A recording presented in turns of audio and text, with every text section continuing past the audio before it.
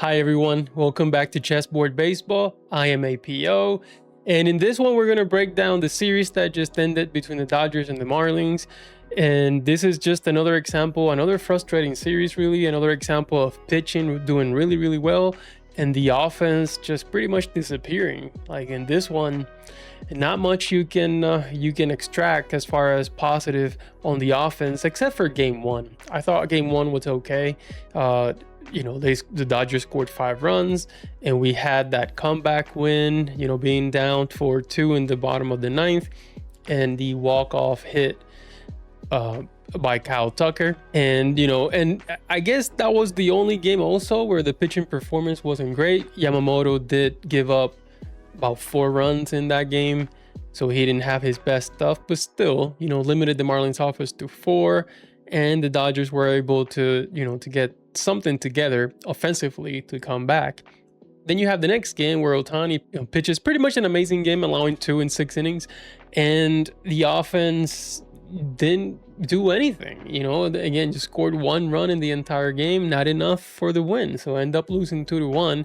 And then in this one, nothing either. And a great performance by Glasnow, striking out 9 in 6 innings as well, and ends up 3-2. So the offense in those last 2 games, non-existent, not much. You didn't see the long ball, didn't see home runs, barely any extra base hits. So disappointing, losing to the Marlins. That Marlins team, if you look at the roster, I'm like, who's even there? Yes, they're doing okay. Some of their players are playing way above themselves, and they're fine, but Dodgers shouldn't be dropping no series against the Marlins. That's just crazy to me. But anyways, it is what it is, and now the Dodgers head over to St. Louis. So let's see the MVP this series. Sure, yeah, we have an MVP just to continue having a Dodger MVP for every series as far as offense is concerned. So we're going to show that, and then who had the worst series, and according to Chessboard Baseball again, and then the best split appearance and the worst split appearance. So we'll do that really quickly just to kind of get rid of this series. But again, just disappointing overall. But let's get into the numbers. So to my pleasant surprise, the MVP of this series, according to Chessboard Baseball, and the highest score this series was Teoscar Hernández.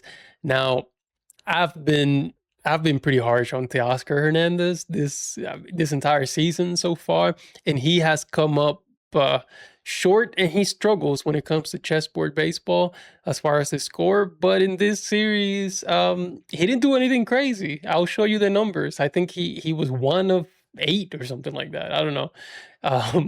But I'll show you, or something like, I don't know, 1 of 4, 1 of 5. We'll look at it. He only had 1 hit, but it was a big hit in the first game.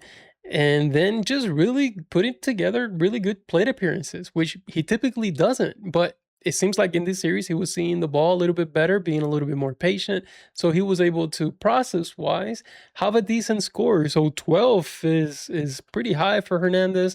So I did not anticipate this, because I didn't think we would ever have a Teoscar Hernández MVP series. But here we are, still in April, and he did it. So kudos to Teoscar, and let's look at the numbers as to why this is the case. All right, here we go. So this was the first game of the series for the numbers for Teoscar Hernández. And as you can see, so that first plate appearance, it was amazing, right? He saw a strike and then 3 balls in a row. So it's a 3-1 count where he had a single opposite way and drove in 2. So that, it was a 2-0 Dodgers advantage first inning in the game, and coming in clutch. So that was really good plate appearance.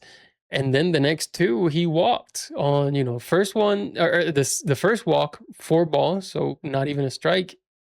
And then the third plate appearance, or the second walk, saw a strike, and then 4 balls in a row.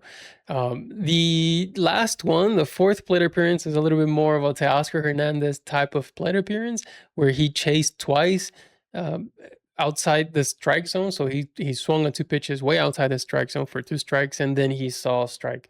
So he was looking on that one. That was a -3. But if you can see, and there's something that I want to show you where it's the column where it says, this column where it says play result or plate appearance result. That's just kind of the result. It's not overwhelming, but the process, this 54 tells you about the whole process, meaning that the pitches that he saw, how many balls did he see, how many times did he swing at pitches outside the strike zone, everything like that. This accumulates. So when you see this difference of result not that high, and then the total being that high, this is the process versus result analysis that chessboard and evaluation that Chessboard Baseball does. And for Teoscar Hernández during this game, it was just really good. So we'll look at the second game where he really didn't do anything, but we'll see how the difference was between process and result. So here we go. These are Teoscar's numbers for the second game, and as you can see, 0 for 4. 0 for 4.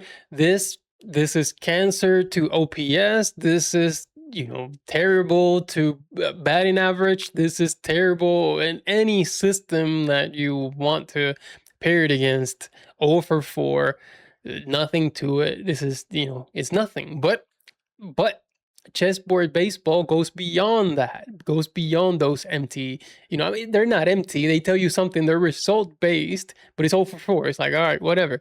But here you get a little bit better. So yes, you got 0 points. Teoscar got 0 for result, nothing. But process wise, it's 26 points because again, first plate appearance, a lot of positive. Just saw a strike and then a ball and then fouled the pitch in the strike zone and then put a ball in play that was in the strike zone as well.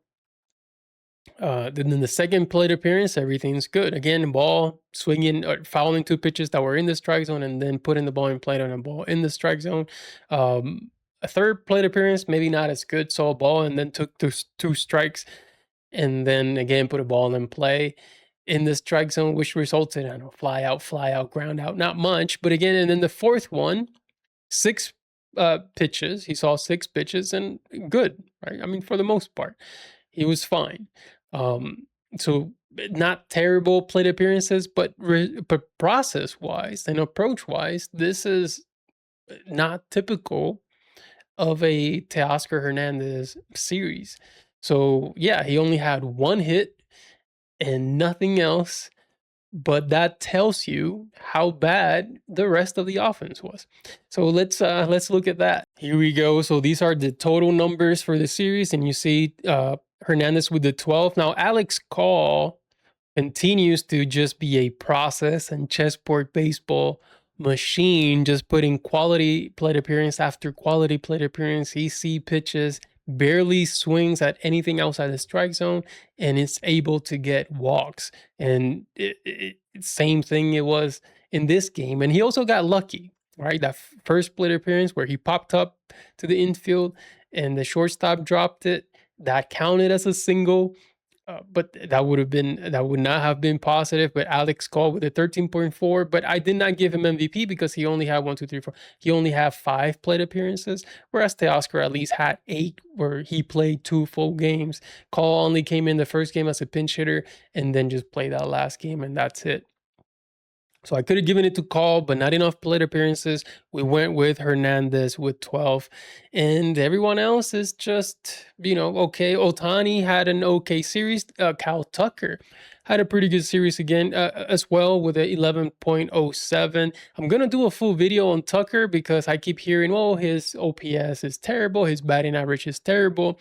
But Chessboard Baseball has something to say about Kyle Tucker's performance, especially compared against some of these other players, especially some players where the OPS might be a little bit higher, but process-wise, not so good. So what in the end do you favor? Of course, you're going to try to favor results. However, if the process is broken, you're not going to get consistent results. In my hunch tells me that Tucker is going to eventually get right, because if your process is good, you're seeing the ball well, you're putting consistent quality plate appearances together, you're going to be fine. So again, it was a really good series. Well, not really good, but Tucker was among the better ones. in this series. So here it is. Yeah, Otani was okay. Smith was fine, I guess, even though he didn't produce much and he's been struggling. Uh, Tucker was fine. Teoscar, like we said, didn't do anything crazy, but at least when he came up to the plate, he was fine. He didn't do anything to harm the team. Per se, he was seen and doing fine. And you know, when Teoscar can get a hold of one, it's gonna go out. Muncie's been struggling, especially struggled this series, process wise as well. Pages has been really bad, like really terrible. I mean, Pages was the least. So again, if we're gonna talk about who had the lowest score this series, it was Pages. And again, yeah, he'll get a single here and there. And he had a single this game, but his process is just broken. Let's look at that. So on the plate appearance that he had a single, he is a strike swinging at a pitch way outside the strike zone, and then he singled.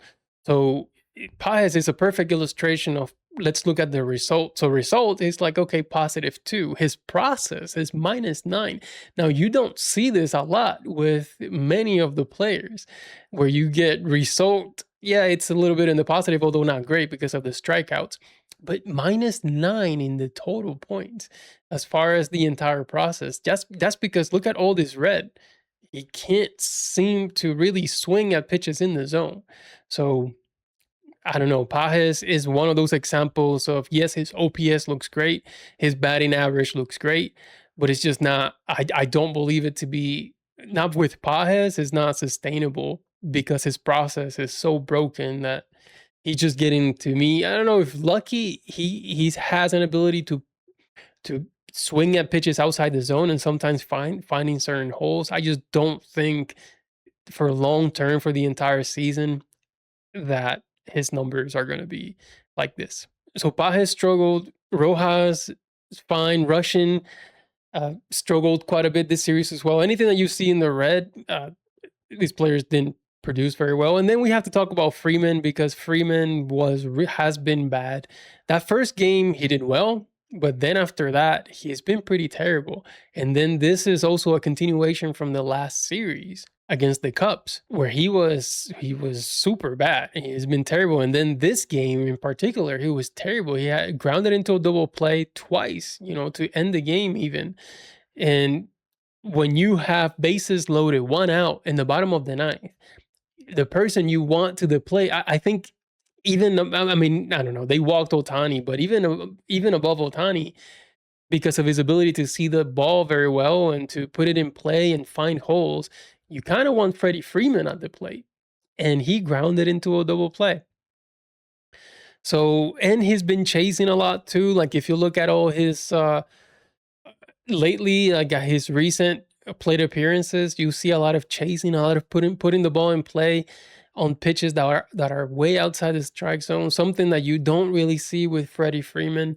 So something's going on mechanically that hopefully he can fix really soon and get back to the Freddie Freeman that we know. But yes, he's struggling really bad right now, and you can see it in his body language. You can see it in every plate appearance when he fouls some pitches that he normally would crush and hit outside the ball.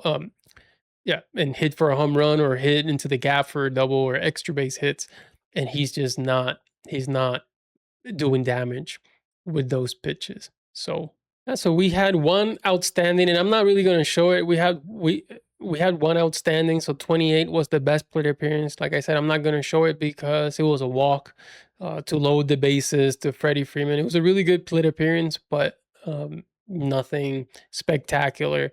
And then the worst plate appearance is a tie between Pages and Russian, and Pages actually had 2 -6s. Russian had 1 -6, but Pages had 2 -6s for the worst plate appearance of the series. Oh, actually, Freeland had a -6 as well.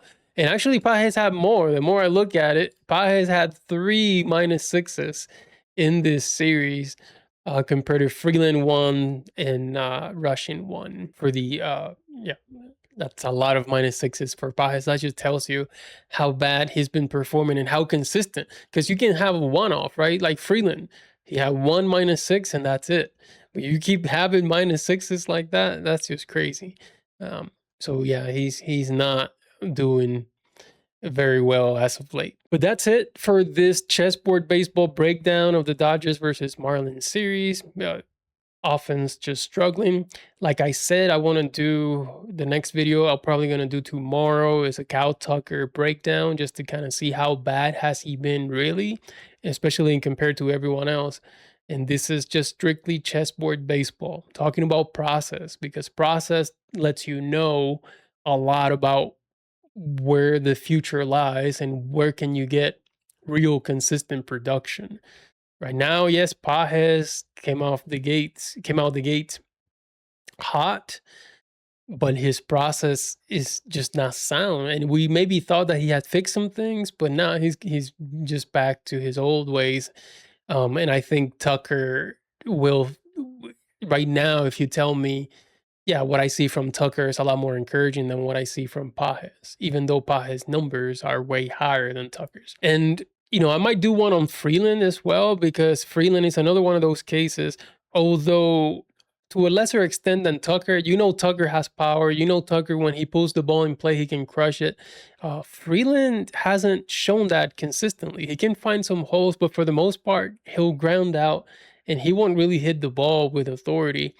Like, for instance, Freeland has a better process than Kim when it comes to chessboard baseball, but Kim, when he hits that ball, he crushes it. He hits lines, line drives to the outfield, line drives here and there. So he hits the ball with authority, whereas Freeland just doesn't. So even though, yeah, Freeland's process may be great, and that's amazing when it comes to chessboard baseball and everything like that, but okay, he's putting the ball in play, he's swinging at strikes, but he's just not hitting it very well or with power or anything like that. So that's where it comes. I don't know if that will be fixed. That's just the observation that I have so far. But that's it for this video with this breakdown. Next, we move over to St. Louis. But if you made it this far, thank you so much for watching, and I'll see you again soon.